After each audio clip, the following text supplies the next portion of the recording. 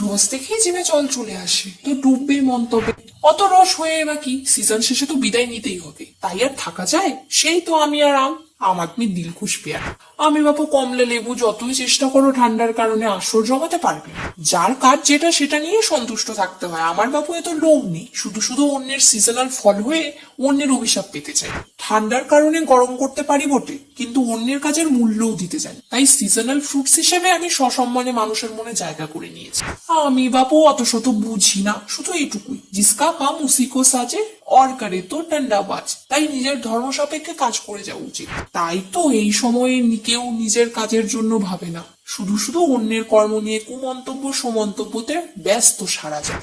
ওই অন্যের কর্ম নিয়ে মাথা ব্যথা করেও তো সেই কুমন্তব্য ছাড়া আর অন্য কিছুই হয় না। পিএনপিসি করে কি হলো, সেখানেই তো অন্যের কাছে একজন আরেকজনের কথা লাগিয়ে দিয়ে কুচুটে বার্তা কথাবার্তা বলবে। কারা করে জানিস এসব? সেই তো তোর সমাজের, আমার সমাজের, আমাদের প্রিয় মা মাসি পিসি পাড়ার কাকিমা জেঠিমা, কিংবা আমাদের ওই নিজের গোষ্ঠীর নিজের প্রিয় মানুষেরা খেয়ে দিয়ে কাজ থাকলেও কাজ রেখে এসব করতে তাদের হাত চুলকে মুখ চুলকিয়ে বসে থাকে। শুধু শুধু অন্যের চিন্তায় মুখ ভাঙা ল্যাম্পোস্টের চেয়েও বাজে মুখ করে থাকে। কি করবো?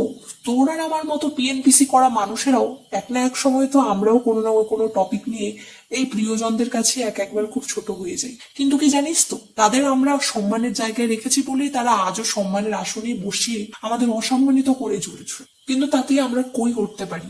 মুখের সামনে বড়দের অসম্মান করলেও আমরা হয়ে যাই বড্ড মুখ চাটু। বেশ, নিজের মুখ চুলকে গেলেও বড়দের অপমান অনুচিত। নিজের ধর্ম নিজেকে বাঁচানোই উচিত। ধর্মের কথা স্মরণে রাখাই সাধারণ ধর্ম। সাধারণ ধর্ম নিয়ে লোকে থাকতে পারে না।